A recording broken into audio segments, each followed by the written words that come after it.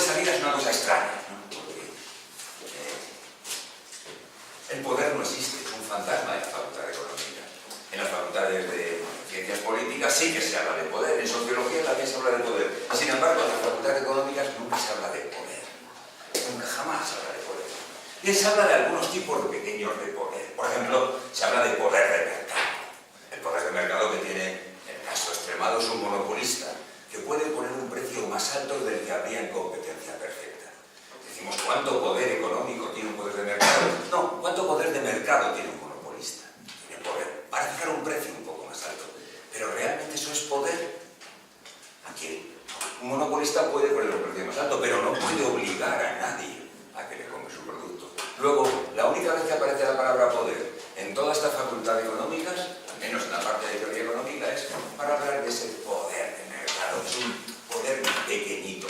Nos podemos quejar de ese poder del monopolio, pero es muy pequeño. Incluso, claro, los que se han dedicado a estudiar a ver si realmente existía un gran poder, si los monopolistas tienen un gran poder, me acuerdo que eso lo empezaron ya en los años 50 del siglo pasado, Harberger y otro analizar si el poder de mercado de un monopolista era muy elevado, salió que era muy pequeñito, prácticamente. Es un pequeño poder de redistribución. Porque fijaros, ahora volteé al asunto un poco más en serio, un monopolista tiene poder, pero muy relativo. En la medida que nosotros entendemos como poder, como capacidad de poner alguna norma, algún criterio de obligar, no. El monopolista lo único que te cobra por tu, si le quiere, si le compras, pero no te puede obligar a comprar. Luego de salida, no hay poder en ese sentido más duro, más de lo que hablan nuestros compañeros en las ciencias sociales, tanto sociólogos como politólogos. Es otro tipo de, todos sabemos otro tipo de poder. A tales extremos, el poder no existe dentro de nuestro mundo, que fui a consultar la edición que tenemos del Palgrave Dictionary of Economics, el gran libro que tenemos, donde es el gran diccionario de economía. En la edición que tenemos aquí en la biblioteca, que es la última edición en papel, que es del año 1987, ese diccionario tiene 5.000 páginas, con una letra milimétrica, una letruja pequeña, que no se puede leer a partir de cierta edad sin gafas, con doble columna. Pues bien, de todas las entradas en los 4 volúmenes, que son 5.000 páginas, ninguna aparece la palabra poder. Sí, puedo deciros, sin embargo, que a partir del año 2008, 2006 o 2008 no exactamente, aparece ya por fin poder. Lo podéis consultar en la red. Son 6 páginas. En letras mucho más cortas, si lo bajáis en la red podéis encontrar que sí, que Bowles y Quintis han introducido una noción de poder. Por primera vez en siglo y medio aparece la palabra poder dentro del gran manual, el gran diccionario de la economía. Con eso, y si cogéis alguno de los libros más relevantes, me da igual coger cualquier libro de micro o de macro, ya sea simple o avanzada, tampoco aparecerá la palabra poder. Por ejemplo, en el libro canónico por excelencia de micro, que es el más Podel, no aparecen las 1.300 entradas que aparecen atrás, no aparece la palabra poder en ninguna de ellas. Lo cual es un poco extraño, si os fijáis. ¿Por qué es extraño? Porque como economistas, y si continuamente estamos hablando de poder, uy, este tiene mucho poder, este agente tiene mucho poder, este actor tiene mucho poder, este Estado es muy poderoso.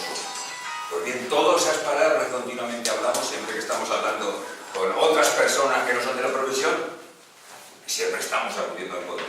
Pero nosotros no podemos decir, o podemos decir muy poco al respecto de qué es el poder. Y cuando hablamos del poder, pues hay que acudir a lo que dicen algún sociólogo, algún psicólogo social, algún politólogo, pero muy escasamente a los economistas. Incluso tienen la gala de decir que no hay poder. Realmente en un mercado de competencia perfecta no hay ningún poder, nadie puede obligar a nadie. Todos los intercambios son voluntarios. Y así vamos por la vida, cuando uno estudia la carrera de economía y luego sigue adelante, con la noción de que todos son intercambios voluntarios. Y claro, un intercambio voluntario es una relación horizontal, comprador-vendedor. ¿Quién tiene más fuerza? El comprador o el vendedor. Puede tener un poquito más de fuerza uno, poner un precio más alto o menos, dependiendo si el mercado es corto o largo, pero sobre todo nadie puede obligar a nadie. En un mercado de competencia perfecta, luego, por definición, el poder no existe. Cuando estudiamos economía y vamos con esas anteojeras, nunca vemos el poder. Solo vemos intercambios. Todo es voluntario, con los efectos que ello pueda tener. Por lo tanto, el poder ha desaparecido. históricamente ha desaparecido del análisis económico. Pues bien, lo que yo quisiera hoy es empezar, pues algo que me va rondando la cabeza hace mucho tiempo, y que es la necesidad de utilizar o de entender el poder desde una perspectiva económica, por supuesto acudiendo a lo que saben también sociólogos, politólogos, psicólogos sociales, porque el poder es un hecho. El poder sabemos que está en todas las relaciones interpersonales. Podemos decir si alguien tiene más poder o menos, pero al menos me da la impresión que en economía tenemos pocos instrumentos para analizar estas relaciones de poder. Lo que quiero hoy es empezar un proceso en el cual sería, vamos a construir un marco más o menos conceptual, fundamentalmente de tipo microeconómico, para ser capaces de conceptualmente empezar a entender qué significa esto del poder, utilizando las herramientas que nos proporciona el análisis económico. Y entonces, bueno, por supuesto que esto no es una tarea que esté completa, ni mucho menos. Voy a dar, porque yo pienso, que algunas pinceladas, lo cual significa que queda abierto todo este mundo de la utilización y del análisis conceptual del poder, y luego de buscar sus aplicaciones concretas ya a relaciones económicas particulares. Así que lo primero que voy a dedicarme va a ser, pues, hacer una conceptualización del poder. Si alguno no está de acuerdo, me parecerá muy bien. No estoy absolutamente convencido de lo que voy a decir. Y por supuesto agradecería que cualquier comentario diga, ¿se te ha olvidado esto? ¿Cómo introducirlo dentro de este marco analítico que voy a intentar transmitiros? Pero que es un absoluto bosquejo, no es una teoría económica del poder. Ojalá fuera capaz de hacer una teoría económica del poder. Todavía, ni mucho menos soy capaz. Así que, tras esta introducción al porqué la idea del poder no aparece en la economía, vamos a ver qué podríamos decir. Vamos a hacer una teoría del poder a partir de una serie de hipótesis, a partir de una serie de definiciones conceptuales, que son las que yo considero que sí que pueden ser útiles a la hora de definir un poco este tema. Bueno, empecemos por la primera de ellas, el poder. El poder, obviamente, es una relación social o interpersonal, eso está fuera de toda duda. El poder se da entre agentes, entre un agente y otro agente. Me da igual que sea un agente privado, un individuo respecto a otro, una empresa respecto a otra, un Estado respecto a los súbditos, una clase social frente a otra. A eso me refiero, que es una relación interpersonal. Podríamos decir una relación biunívoca si utilizáramos una definición así laxa en términos matemáticos. Una relación social, interpersonal. No es posible entender el poder fuera de un entorno social. Por lo tanto, nos aleja un poco de la noción física de poder como capacidad, porque no puede tener capacidad sin compararse con otros. No, el poder exige, el poder en términos sociales exige estar en una relación interpersonal directamente. Con esto me alejo de uno de los economistas que sí que trataron el tema del poder, se llama Bunding, que consideraba el poder como una capacidad que se mide en sí misma, sin tener en cuenta el resto. Para mí el poder claramente es una relación de carácter interpersonal entre agentes. En segundo lugar, es una relación claramente asimétrica. Es una relación asimétrica.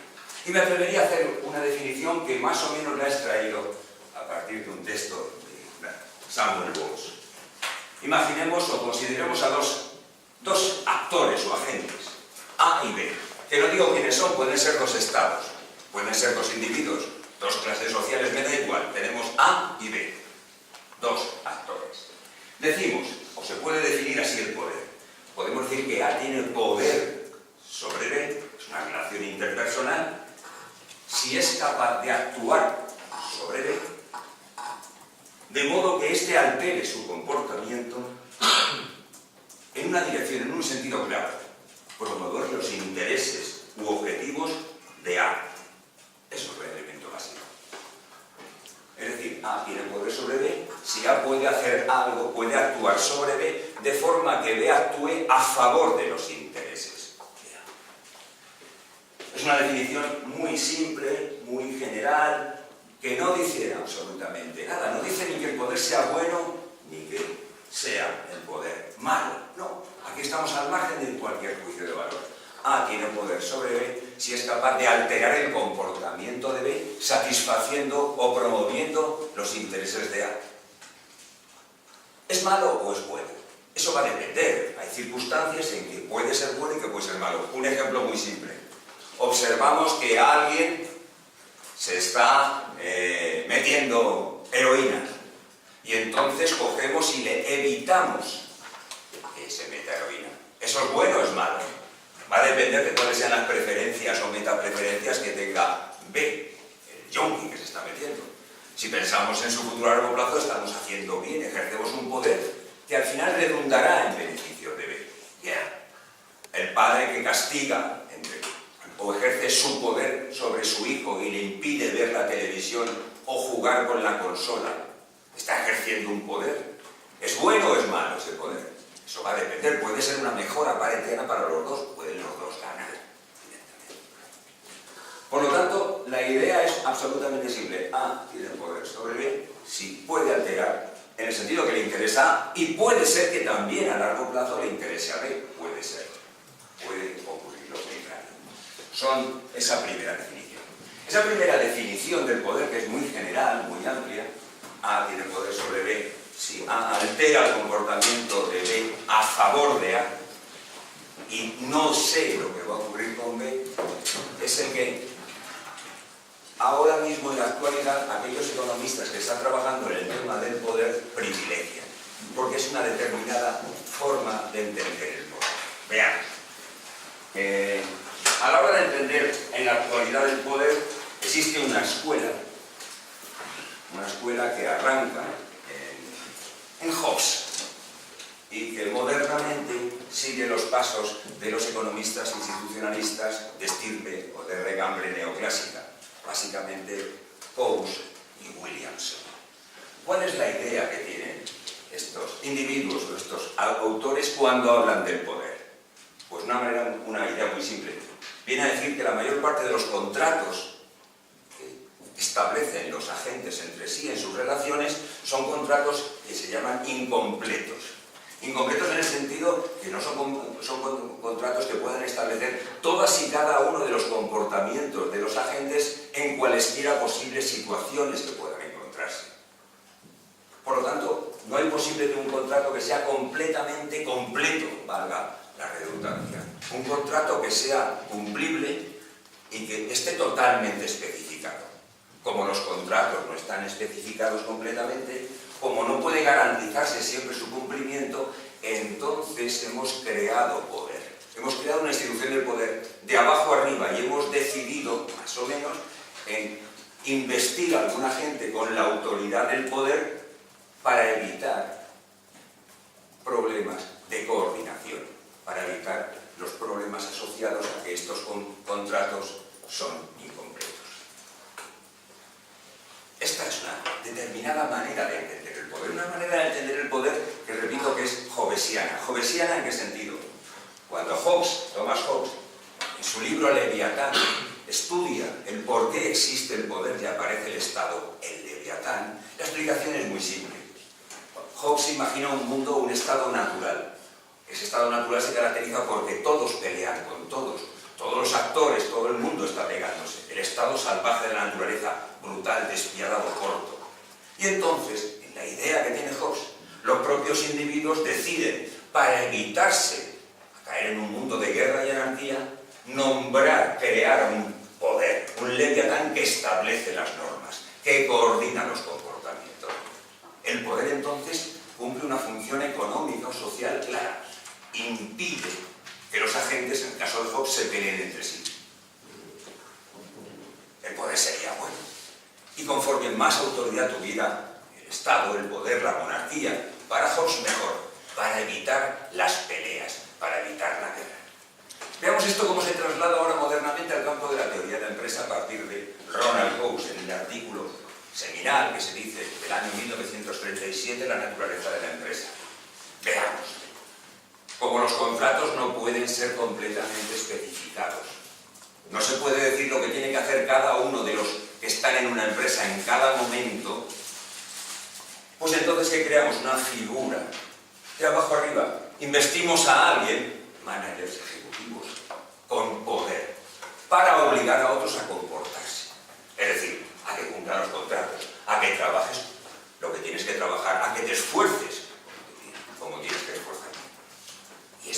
el origen del poder, que fijaos, se construiría de abajo arriba. El poder sería una institución que hemos creado que beneficia en último término a todo el mundo. Incluso conforme más autocrático sea mejor, conforme tenga más capacidad disciplinaria, mucho mejor. Esa es una idea importantísima, porque es como ahora se empieza a entender el mundo, la relación de poder desde el punto de vista de la economía neoclásica. Observad una implicación que esto tiene. Hay un autor, que por cierto vino por aquí, por esta facultad hace tiempo para presentar su libro, se llama Gregory Clark, y tiene un libro que se llama, en castellano, no sé, Adiós a las limosnas, A Farewell to Alms. Es un libro de historia económica. Lo vino a presentar aquí, un seminario, que luego leímos el libro. Luego yo tuve la ocasión de hablar con este hombre, me parece un hombre, un cínico increíble, buenísimo, por cierto.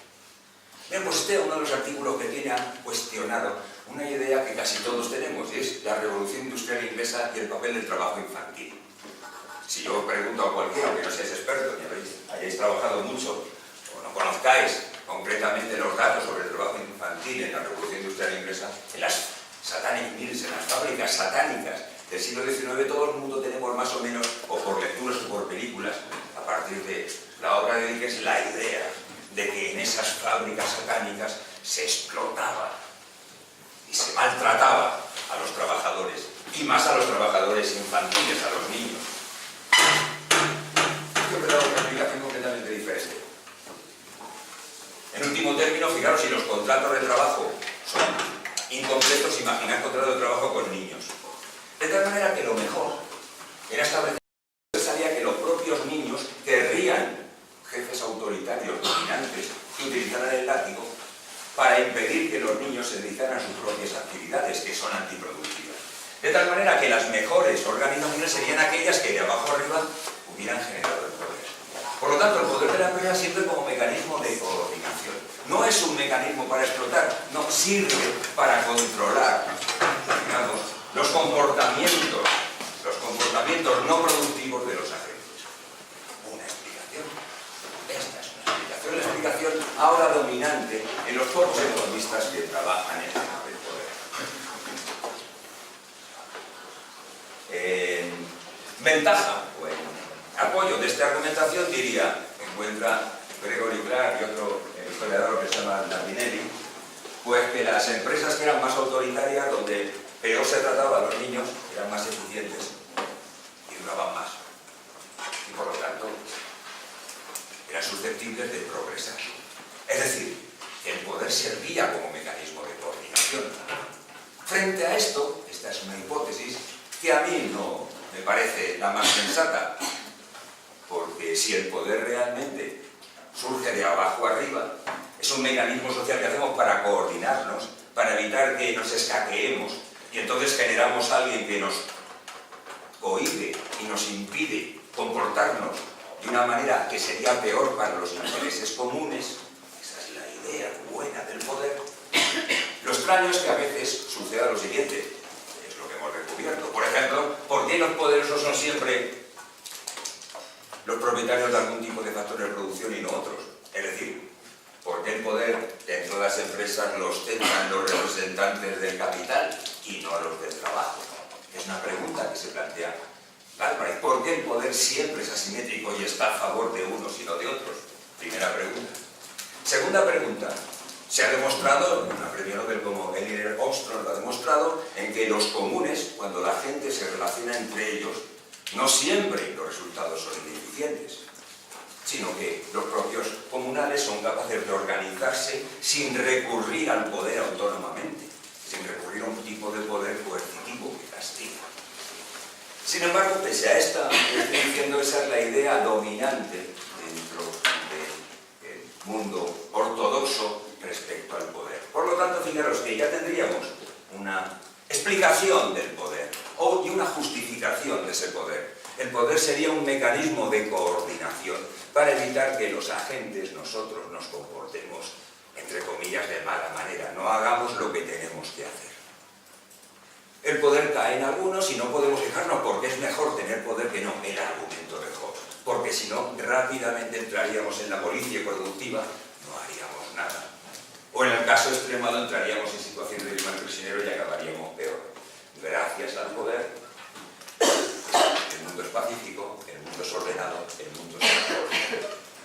Y entonces quejarse respecto al poder o negarse, pues es un poco criticar por criticar, porque gracias al poder es un mecanismo para conseguir mejoras sociales, ventajas parciales, llegar al óptimo de paridad. Bueno, esta es una idea sobre el poder que, repito, es la que los economistas institucionalistas, académicos, neoclásicos, ahora mismo mantienen y defienden. Pero frente a esta idea del poder, o esta concepción del poder como mecanismo de coordinación, hay otra idea del poder, otra justificación, otra teoría que estaría debajo de las relaciones de poder. Esta otra forma, que es la que casi todos tenemos en parte en la cabeza, sin olvidarnos de que a veces el poder es útil, claro que es útil como mecanismo de coordinación, pero hay otra forma de entender el poder. Y esta vez no es como un mecanismo de coordinación, sino como un mecanismo de explotación. ¿Dónde podemos rastrear la idea del poder como mecanismo de explotación, como mecanismo de apropiación? Bueno, pues uno puede irse a los clásicos. En Smith está, por supuesto está en Marx, también está en Veblen y curiosamente está también en Pareto, Vilfredo Pareto. En un libro que se llama Los sistemas socialistas, Pareto dice que los individuos pueden dedicar sus capacidades a dos tipos de actividades. Una de estas actividades las llaman las actividades productivas, el intercambio. Son aquellas actividades económicas que se traducen en un incremento en el volumen de bienes y servicios que tenemos todos a nuestra disposición. Son las actividades productivas. Pero también los individuos o los actores o los agentes, me da igual, pueden dedicar sus recursos a lo que él llamaba actividades apropiativas. ¿Qué son estas actividades apropiativas? Aquellas actividades que hacen los agentes no para producir más cosas, no para realizar intercambios, sino para apropiarse de lo que otros tienen, los recursos de los otros o los que otros han producido. Y entonces dice que los individuos tienen que optar, o los actores económicos tienen que optar. ¿A qué te dedicas? ¿A producir o te dedicas a robar? Son las dos posibles alternativas que tienes.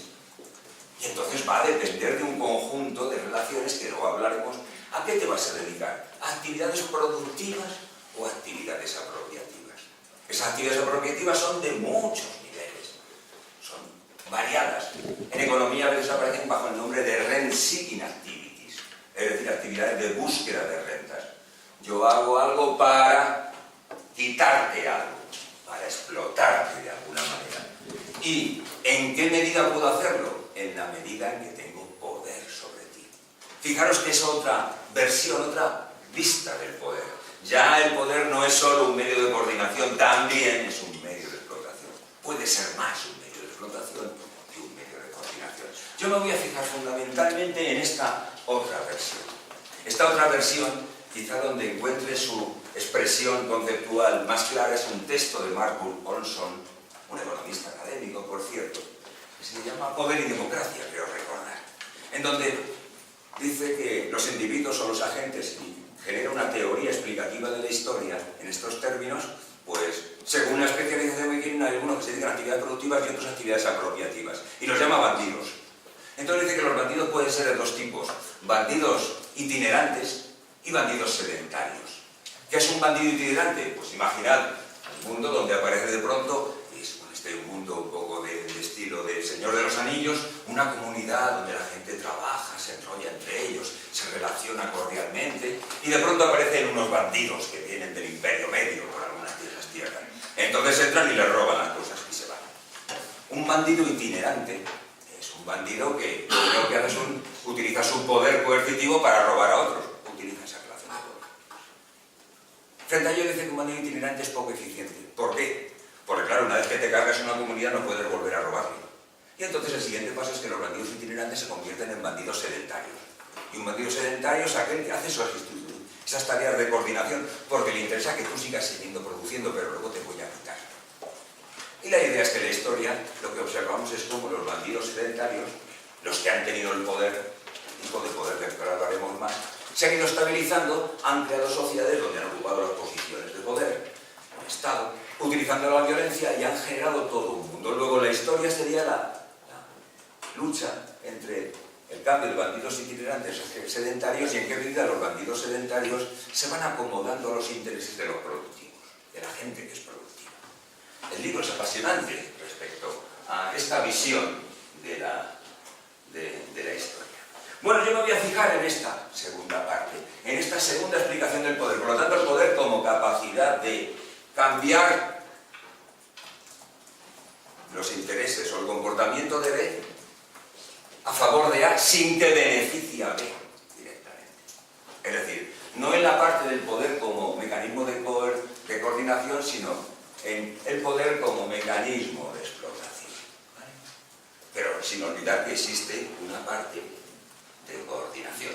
Pero me va a interesar fundamentalmente fijarme al poder como ese mecanismo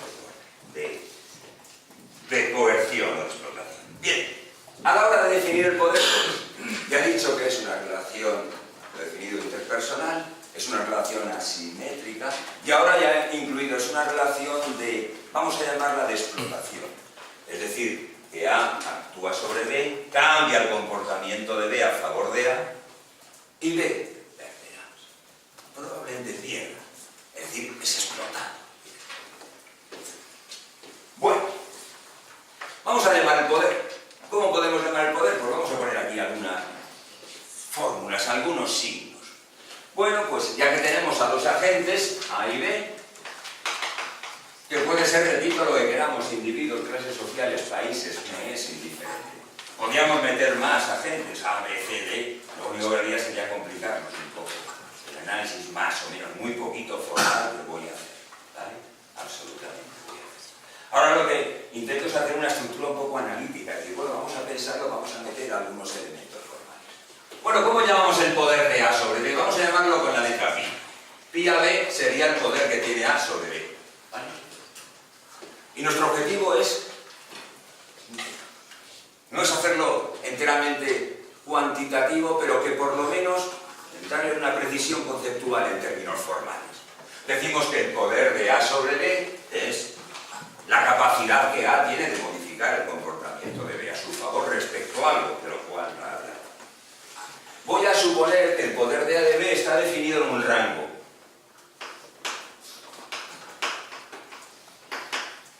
¿Con esto qué significa? Que el poder de A y B oscila entre 0 y 1. Si el poder de A respecto a B es 0, significa que A no tiene ningún poder respecto a B. Si el poder de A respecto a B es la unidad, significa que tiene una entera capacidad de alterar el comportamiento de B. ¿Por qué? Porque normalmente solemos pensar en términos dicotómicos. A tiene poder sobre B y tiene poder completo.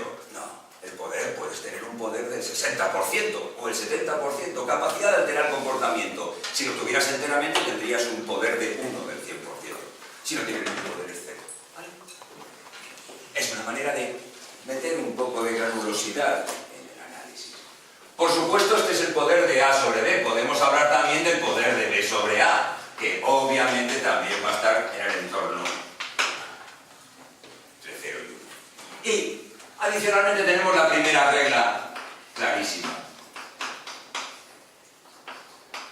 Esto, obviamente, va a ser igual a la unidad.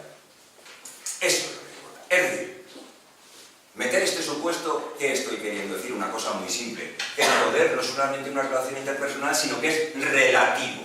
Es decir, que si crece el poder de A sobre B, es que a la vez el poder de B sobre A está disminuyendo en la misma relación, en la misma cantidad. Es una cuestión relativa. Si alguien tiene poder sobre ti, tú tienes menos poder, porque la suma no puede ser diferente a la unidad.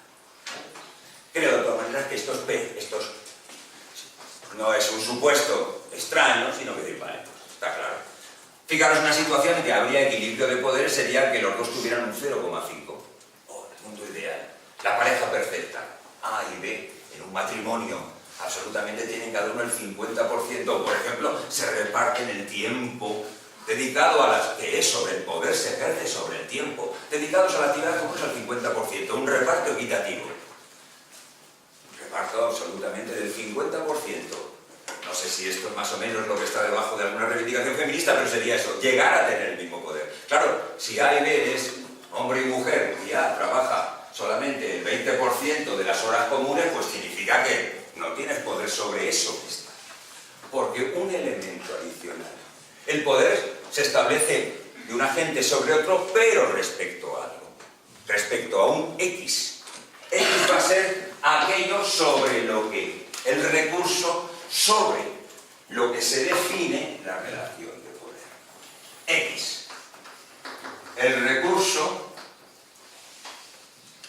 sobre lo que se define la relación de poder.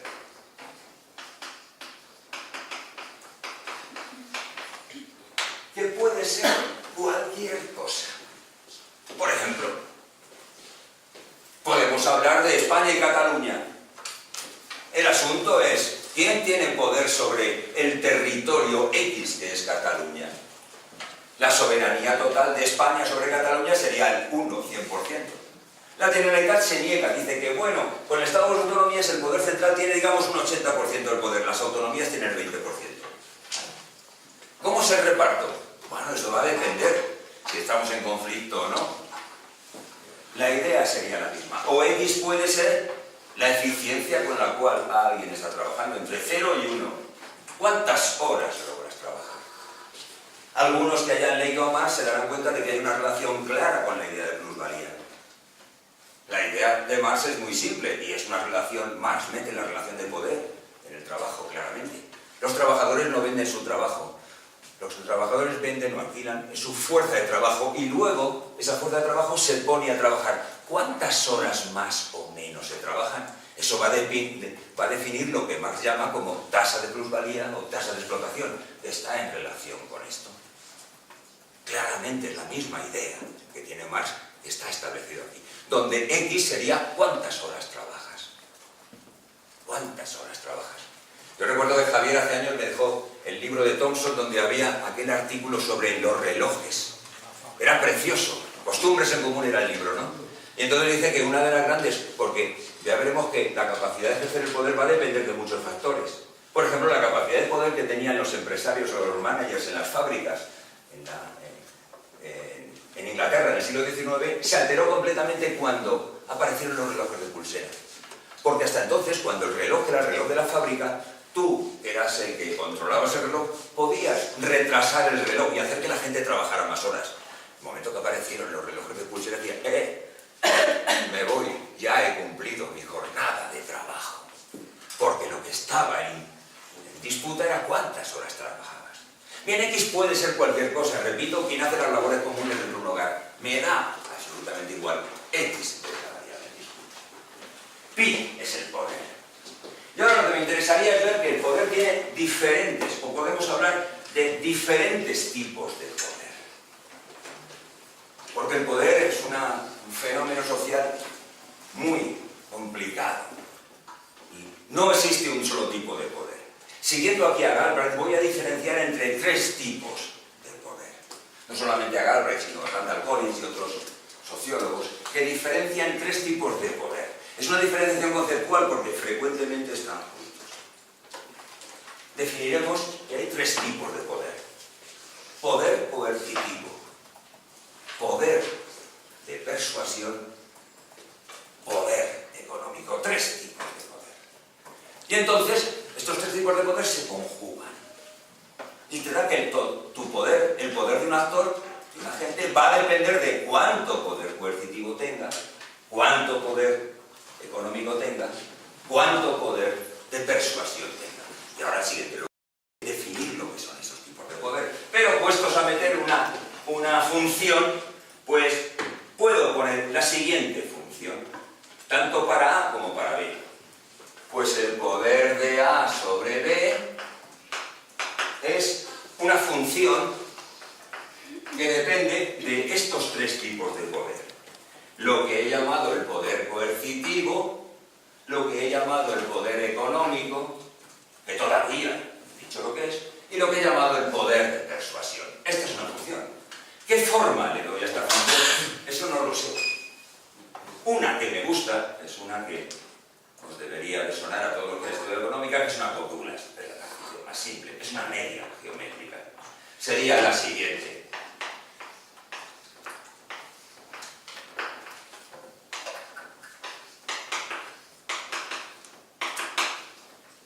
la multiplicación de los tres. Es una media. Cuando pongo igual a 1, esto es una media geométrica. Vale. Es una forma posible, puede haber otras, que se multiplican. Fijaros que esa tiene implicaciones. Utilizar una forma a otra, podría haber hecho una suma. Prefiero esta, la media geométrica, pero podía haber hecho una suma. Pero fijaros que la elección del tipo de formulación para lo que quieran dedicarse a esto no es baladí, sino que tiene importancia. Por ejemplo, creo que en Yalta, Stalin, discutiendo, hablando con Churchill, con Roosevelt, a la hora de repartirse Europa tras la guerra, llega un momento que están hablando del Vaticano. Y entonces Stalin, que era un hombre inteligente, ahí dice una cosa extraña. Dice, ¿cuántas divisiones tiene el Vaticano? Con lo cual quería decir que no tenía ningún poder coercitivo. Por lo tanto, digamos que para Stalin no tenía ningún poder, porque no tenía ningún poder coercitivo, no tenía divisiones. Y por supuesto la Guardia Valona no tiene capacidad de imponer por la violencia ningún comportamiento. ¿Vale? O sea que si dices esto, cuidadito, porque al poner una forma multiplicativa supone que si alguien no tiene ningún poder, el poder que tiene es cero. ¿Vale?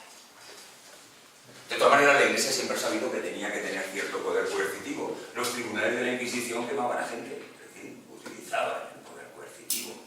Cuando no les valía, ¿qué otro poder básico siempre ha tenido nuestra Santa Madre Iglesia? El poder de persuasión, ese increíble poder de persuasión que le daba además el tener información privilegiada vía la confesión. Se sabía la vida y milagros interna de todo el mundo.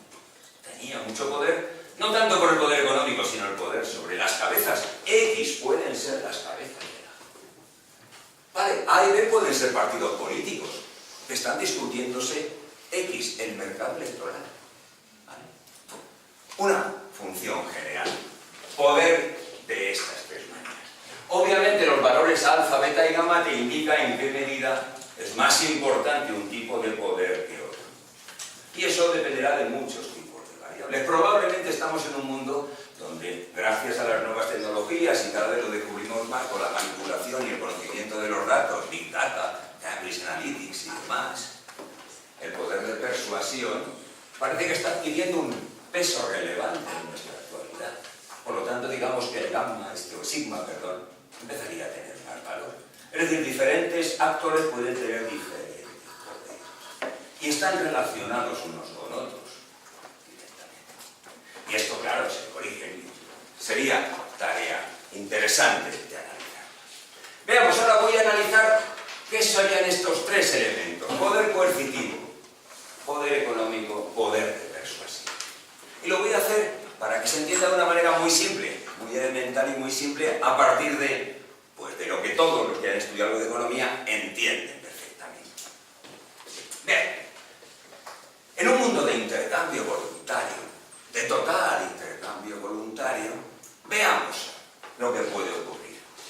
Bueno, pues voy a reflejar en un gráfico la elección que puede tener un individuo cualquiera, nuestro individuo, ¿quién es el que hace? El poder sobre el individuo B. Vamos a ver la elección que hace. Bien, llamemos W sub B al dinero, a la renta que tiene B. Dinero o renta que tiene B. Y X es un comportamiento que puede decidir hacer. ¿Vale? Puede ser comprar un bien de consumo que se llame X.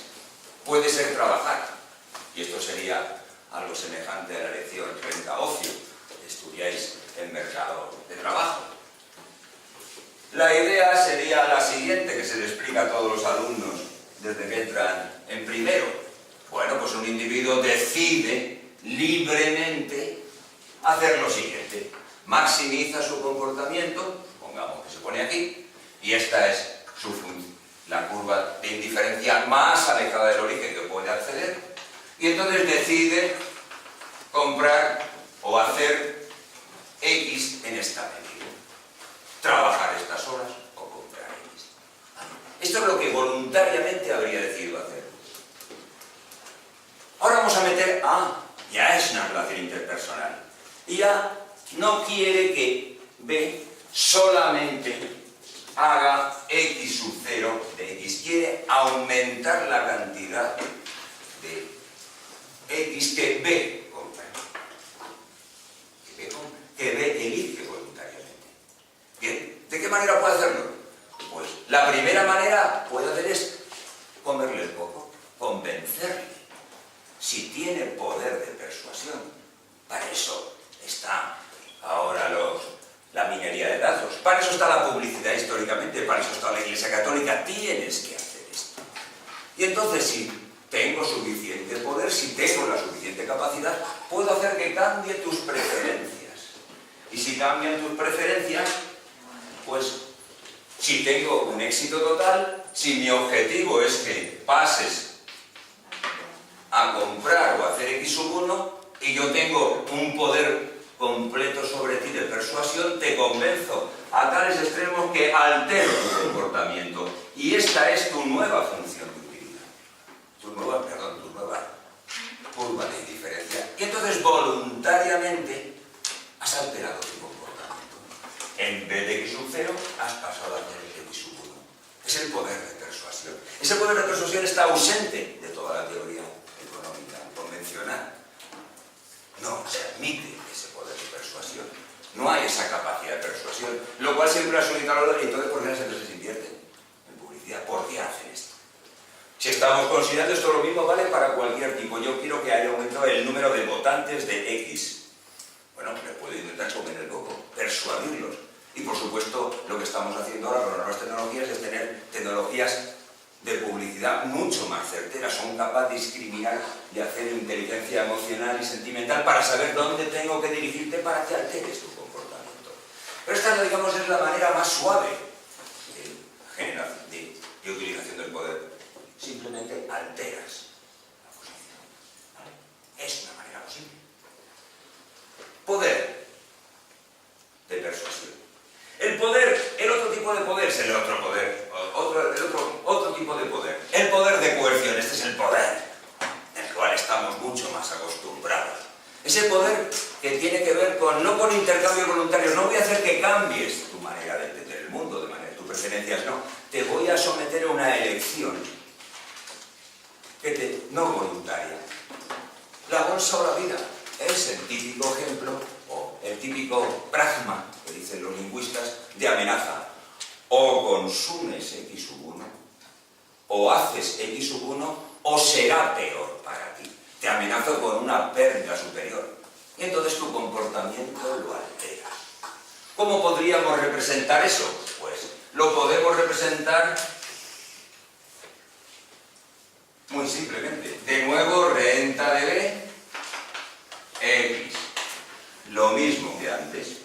Voluntariamente tú harías X sub 0. Y ahora yo quiero que hagas X sub 1. O sea, quiero que alteres tu comportamiento. Y entonces ahora esto va a depender de mi bondad o no bondad. Te voy a obligar a que vayas a X sub 1. Y entonces, ¿a qué punto? Pues ya queda a mi discreción el que te quedes con más o menos. En cualquiera de estos puntos harías lo que yo quiero.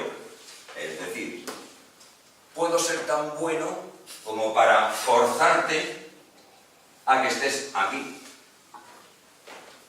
Tus preferencias siguen siendo las mismas. Lo único que he hecho ha sido, te he dicho, o que cambias de 0 a 1, aunque esto suponga una pérdida de utilidad para ti, o si no te amenazo con un castigo mayor. Es la noción del poder que tenemos en la cabeza. El poder de coerción, el poder de amenaza, básicamente. Esto estaría en C, el poder de coerción o de amenaza. Y nos quedaría el poder económico, que es el más complicado de entender. Y que yo todavía no lo entiendo nada bien. ¿Por qué es el más complicado y el más difícil de entender?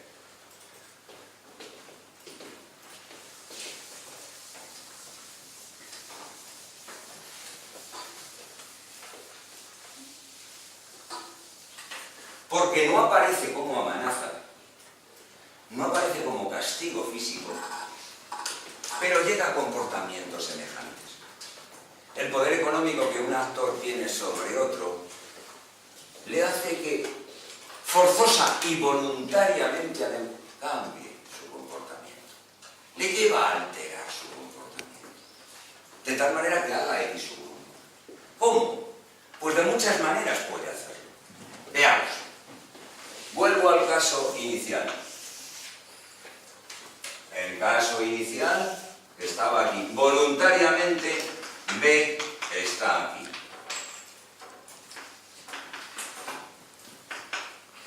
Y ahora yo quiero X sub 1. ¿De qué manera puedo hacerlo? Bueno, puedo hacerlo alterando las restricciones. Y eso es el poder económico a la que se enfrenta este agente. Alterando las restricciones. Es decir, yo puedo alterar sus restricciones y al final se hace lo que yo quiero que haga. Vale.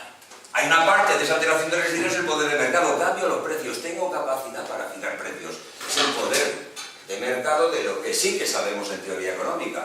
Los monopolios suben el precio, etc. O puedo bajarlo si me interesa, si quiero alterar tu comportamiento. O puedo, como ocurre dentro de las empresas, y es lo que está debajo de lo que se conoce como modelos de salario de eficiencia, te subo el salario si haces lo que yo quiero. Compro tu comportamiento.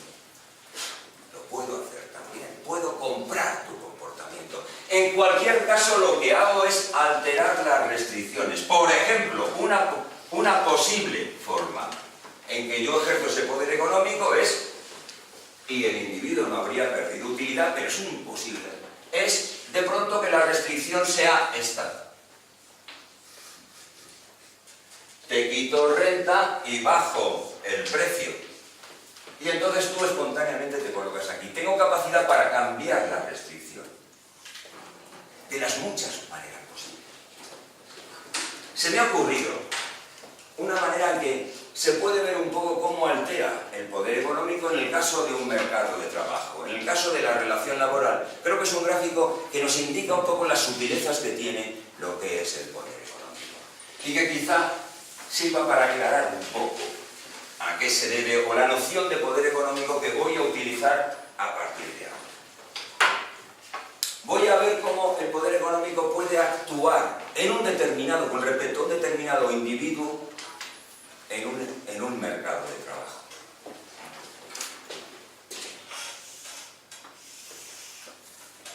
En este mercado voy a poner aquí salario por hora. Y aquí voy a poner número de horas de trabajo. ¿Vale? Por día, por mes, por año, me da igual. Hay un número máximo de horas de trabajo que uno puede trabajar. Vamos a llamarla el número máximo de horas de trabajo. Lo opuesto que es una determinada cantidad. Imagina que por día, que por mucho que quisieras, tienes que comer y dormir, si no, no puedes ir a acudir al día siguiente a trabajar. Y que el número máximo de horas de trabajo son 16, pues sería 16. ¿Vale? Los economistas, ¿cómo explican la cantidad de trabajo que va a hacer un individuo? Dicen, vale, existe una relación, si es voluntaria, en que un individuo, dependiendo de lo que se le pague, trabajaría. ¿Vale? Pues vamos a dibujar esa relación.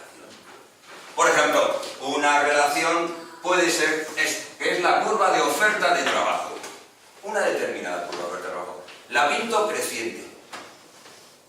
La pinto creciente a partir de un determinado nivel que lo llamamos el salario de reserva. Es decir, que como mínimo para empezar a trabajar te necesitan pagar esto. Y luego, a continuación, si te suben el sueldo, vas a estar dispuesto a trabajar voluntariamente más. Y aquí es un intercambio voluntario. ¿Cuántas horas quieres trabajar? Dependiendo del salario que sea el mercado. Vale. ¿Podemos darle a esto una formulación matemática? Vale, pues decimos que, vamos a definirlo así. El trabajo, hay una relación entre salario y trabajo voluntario, que la podríamos expresar así. W es ahora salario por hora, y podemos decir que es igual a A más B por N voluntario. Una relación creciente. Cuando el trabajo voluntario es 0, si no te pagan un salario igual a A, no estás dispuesto a trabajar ninguna hora. Es a partir de esto cuando estás dispuesto a trabajar. Por lo tanto, tu trabajo voluntario, que es como me interesa, esta sería la expresión elemental, aritmética, que nos dice que vas a trabajar más voluntariamente si te suben el sueldo, dados unos parámetros que es A y que es B. A es el salario reserva, es decir, ingresos o capacidad que tienes de vivir sin trabajar. ¿Eso de qué va a depender? Pues va a depender de tu poder. O el poder que te haya conferido otro. Por ejemplo, dentro de un estado del bienestar, pues tienes derecho a ciertas prestaciones, independientemente de que trabajes o no. El salario mínimo, por ejemplo. El salario, perdón, mínimo no. El salario de integración social o la renta garantizada, a eso te da un mínimo a partir de ahí. Vale, esta es una relación. Pero ahora voy a meter otra relación.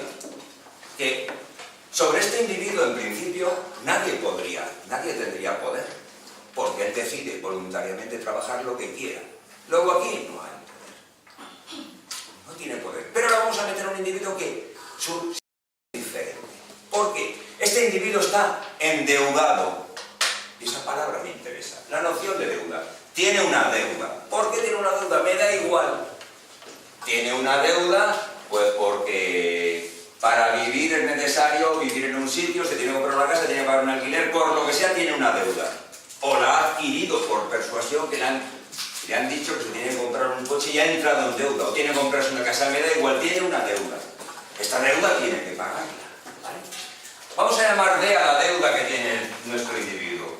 Esto es lo que tiene que pagar por día, por mes, por año, para su deuda. Por lo tanto, la hipoteca más los otros gastos principal más intereses que tenga este individuo que tiene esta deuda.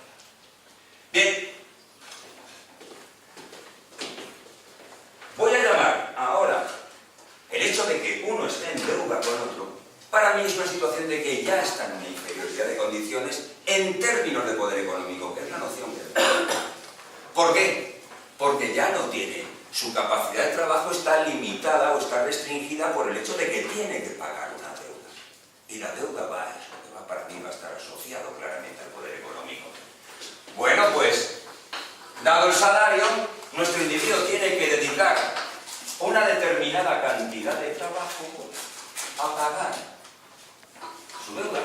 Puede dedicar otra. Pero existe esta relación. Es una relación muy simple, sí. Fijaros, se puede expresar también así. Si tiene una determinada deuda, significa que hay un trabajo que forzosamente tiene que hacer para cada salario. Que viene expresado por esta relación. Es una relación matemática muy simple que va asociada a una curva, una hipérbola equilátera. Es decir, el conjunto de más o menos sería una hipérbola equilátera, que me está indicando mi trabajo, que obligadamente tengo que hacer para cada salario. Si quiero, tengo que pagar mi deuda. Ahora esto es una cosa relativamente fácil, pero los historiadores nos pueden contar cuando existían las prisiones de deuda. Si no pagabas, te metían en la cárcel. Los poderes siempre han estado juntos. Pero fijaros cómo me altera esto el comportamiento. Porque si ahora yo intento ver cuál es el comportamiento de nuestro individuo, mirad qué curva de oferta de trabajo más rara me sale.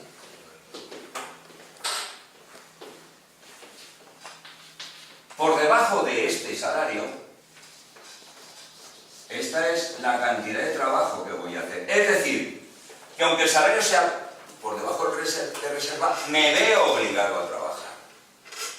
Porque tengo que pagar mi deuda. Es decir, si sumo horizontalmente esta expresión y esta, tengo que el total de trabajo que hago es voluntario, más forzoso.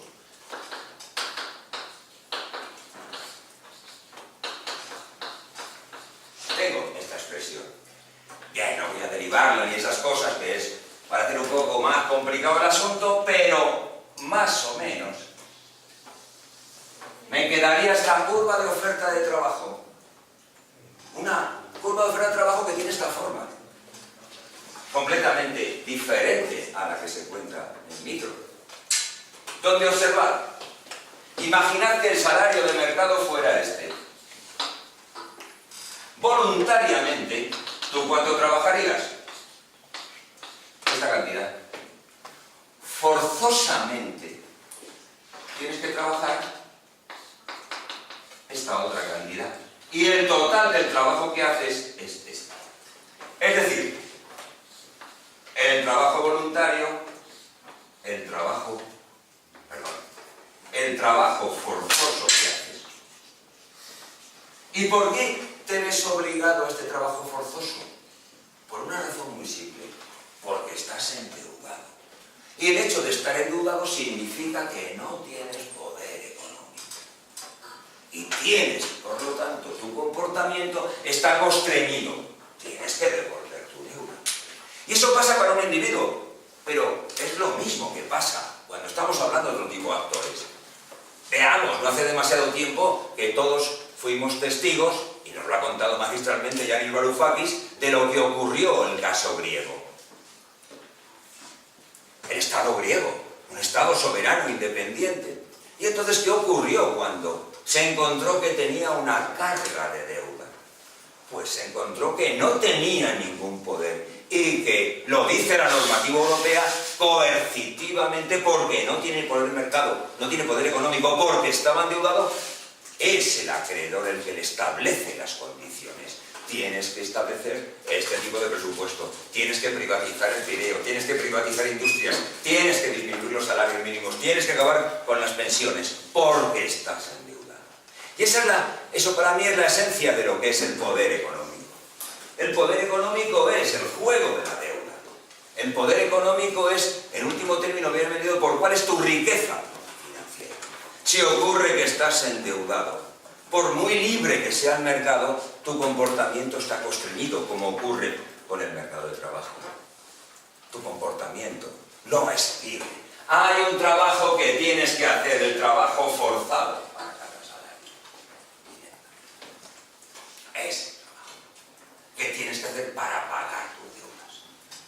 Poder económico. El poder económico, por lo tanto, relacionado con la posición financiera que existe entre los dos actores A y B. Esto se relaciona mucho con la idea que tenía Marx, la crítica al programa de Gotha, cuando hay un momento que dice una frase que ha sido muy utilizada y es el título de una revista que está en la red, muy interesante, que se llama Sin Permiso.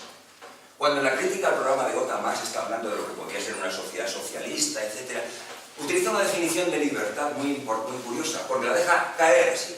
Dice que es la posibilidad de vivir sin permiso, actuar sin permiso. Eso es lo que es la libertad. Eso es lo que es la libertad. Cuando estás endeudado no tienes esa capacidad de vivir sin permiso, no. Estás endeudado, depende de otro. Por eso la noción de deuda es fundamental a la idea que hay debajo del poder económico. ¿Vale? Luego hablaremos un poquito más de ello. Bueno, después de esta primera concepción de lo que puede ser el poder, o los diferentes tipos de poder que se agregan en esta función, estaría bien meternos un poco más a la hora de definir concretamente el para qué sirve el poder y cómo puede operar.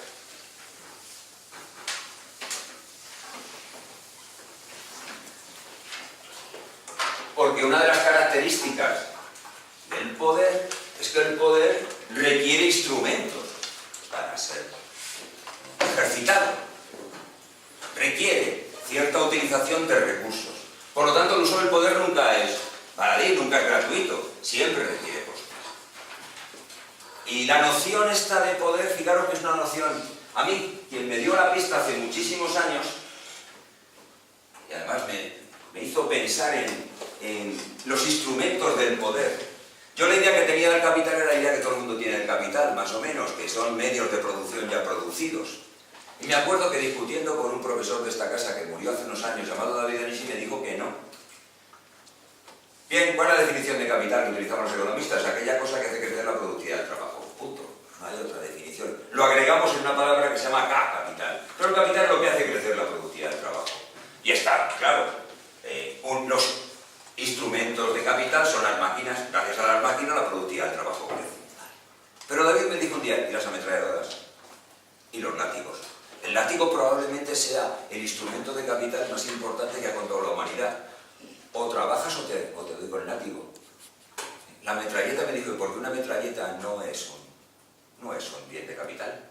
Y realmente luego leí un libro que se llamaba Los instrumentos del imperio, y entonces decía que claro, que las metralletas y los campos de concentración y las barricadas y los alambres minas son bienes de capital, aumentan la productividad, clarísimamente. Y ahora en la contabilidad nacional se consideran bienes de capital. Perfecto, como dice Rodri, encima, ya está. Pues correcto. Fijaros la relación entre poder coercitivo y poder económico, el capital, pero que puede tomar diferentes instrumentos. Vale. Voy a analizar cómo vemos y se relacionan estos instrumentos. Para ello, ya he dicho que el poder es una relación posicional o relativa. Y entonces a la hora de definir en qué medida los instrumentos pueden ser o no pueden ser eficientes para generar el comportamiento que yo quiero, voy a reflejar con una especie de fórmulas que me aparecen los elementos básicos, que las derivo de lo que se llama del modelo de economía del conflicto de Schleicher. Voy a hacer una definición de ya funciones del poder. ¿De qué depende tu poder? Por ejemplo, el poder coercitivo de la gente. El poder coercitivo de A sobre B. ¿Tú tienes poder coercitivo de A sobre B? Sí. ¿En qué medida eres más capaz de castigar a B que a la inversa? ¿Eso de qué va a depender? Pues de cómo sea la relación entre un conjunto de variables que merecen la pena que las pongas y devuelvas. Son lo que se llaman funciones de éxito. En el conflicto, por fin de cuentas, hay un conflicto entre quién se queda más X si trabajas más horas o menos horas, si consumes más X o no, si abandonas el territorio o no. Entonces, una posible función, hay varias, pero la más simple de todas nos definiría tu poder coercitivo, que fijaros que forma parte de esta función. Tu poder coercitivo va a depender de ¿qué? El de A. Va a depender, voy a ponerlo así, de estos elementos.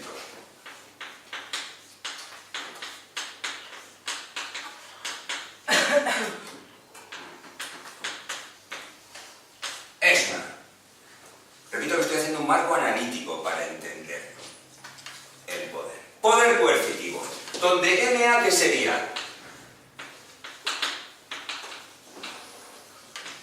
Las armas de A. Nivel de armamento de A. Puede ser, por ejemplo, si lo estuviéramos analizando para el caso de un país, ¿cuál es el gasto en defensa? Bowles y siguientes han dicho aquí también lo que llaman el guard labor, el trabajo que dedicamos a actividades relacionadas con la coerción, que van soldados, policías autonómicos, policías de todo tipo, guardias de seguridad privado, industria dedicada a armamento, industria dedicada a las puertas de seguridad, funcionarios del Ministerio de Prisiones. Todo lo que dedicamos a gasto en prisiones son gastos en coerción, en obligar a otros o en amenazarles. Aproximadamente, Bowles ha estimado, también para España, el ranking que tiene países, que el 30%, entre el 27 y el 30% del trabajo de nuestro país se dedica a estas actividades coercitivas. Luego no es un asunto baladí, porque es mucho más que los soldados, mucho más que los guardias. Es el conjunto de tareas de gente que se dedica a controlar a otros capataces. Los capataces forman parte de eso. Es decir, un 20 y tantos % de la fuerza de trabajo española se dedica a controlar a otros. Se dedica a ver si están amenazando con el castigo. Y hay países que son más del 20 y tantos %, el 30%. Luego dedicamos un montón de los recursos como país a esta actividad coercitiva. MA, por lo tanto, vamos a llamarlo las armas de A. ND, correspondientemente, el nivel de armas de B. Por supuesto, tal y como lo he definido, son unas agrupaciones. Que depende, si hiciéramos un análisis empírico, veríamos este país cuánto gasta en armamento, este país cuánto gasta en armamento, ¿vale? O cuántos unos tienen, eso lo veríamos. ¿Cuántos recursos dedicas? Imaginad que estamos hablando de individuos. De tu tiempo libre, de tu tiempo fuera de dormir y comer, ¿cuánto dedicas a estudiar y cuánto dedicas a aprender karate? El karate es una actividad claramente dedicada a la coerción o a la defensa, me da igual. No distinguiré entre, se puede distinguir formalmente entre gastos en armamento ofensivo y defensivo. Se puede hacer un análisis mucho más. M es un parámetro. Se le llama parámetro de masa, masividad o de decisividad.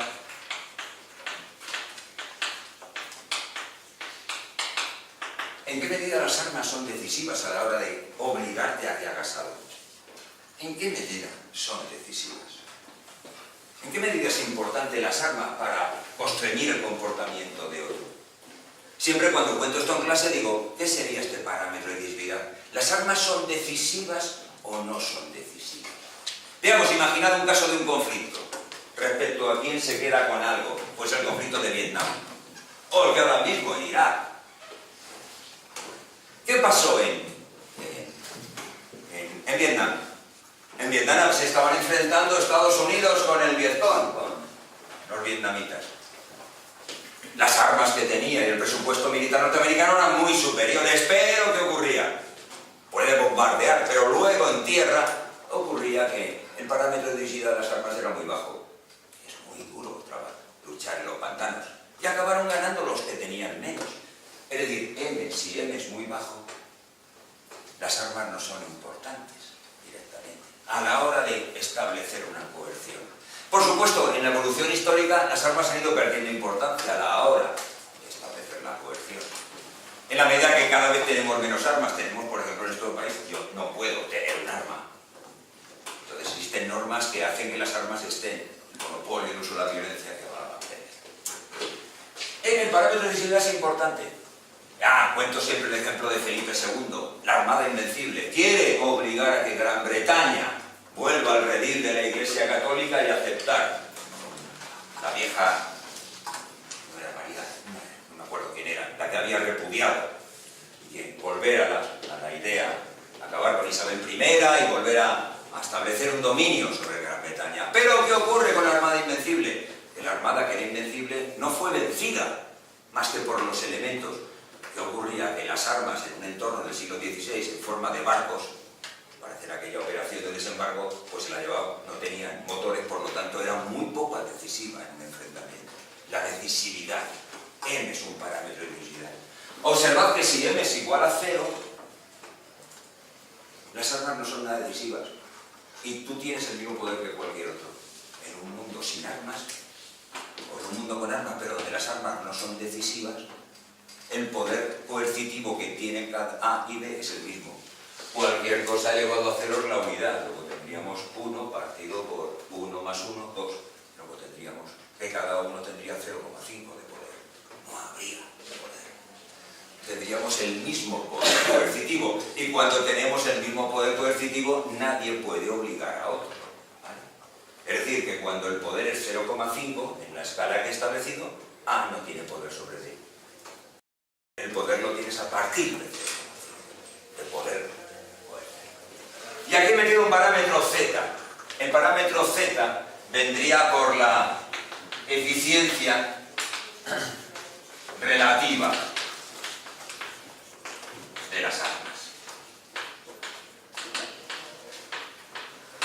Es decir, en qué grado las armas de B son igual de eficientes que las armas de A. Si Z es igual a 1, significa que un euro que B se gasta en armas es exactamente igual de eficiente que un euro que A se gasta en armamento. Este mismo esquema me serviría ¿para qué? Para analizar otro tipo de poder. Básicamente, ¿qué otro tipo de poder me serviría?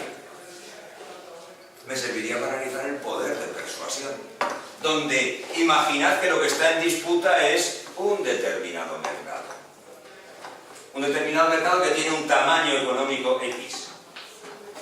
Técnicamente habría que suponer que todos los individuos que tienen este mercado tienen la misma renta, para no hacer las cosas complicadas. ¿De qué depende que te quedes con más o menos si A y B son dos empresas? Pues puede depender de que le comas el coco a los clientes, de tus gastos en publicidad. M nos indicaría en qué medida la publicidad es o no es importante para quedarte con más o menos mercado. Y Y Z sería en qué medida los gastos en publicidad son más eficientes en A que en B. Los parámetros que estarían debajo. Fijaros, una aproximación muy simple, pero que nos permite lo que sirve para hacer un análisis conceptual, para clasificar las cosas. Cuando estamos comparando y viendo el poder de diferentes actores, ¿en qué nos tenemos que fijar? Nos tenemos que fijar en estos parámetros. Gasto que hacen las actividades. Observar que esto siempre va a estar limitado en el entorno 0,1. 0,5 indica que nadie tiene poder. Fuera de 0,5, el que tiene más de 0,5 tiene poder sobre el otro. Tan simple como eso. Esto valdría para el poder coercitivo. También es una expresión que me serviría para analizar el poder persuasivo. Para el poder económico es más complicado, pero también podemos aproximarnos a esta misma relación, donde el poder económico de un agente A sobre B también lo podríamos expresar como un cociente. Un cociente que tendríamos que poner en el numerador la riqueza de un actor y en el denominador la riqueza de los otros actores, de B en este caso. Podemos poner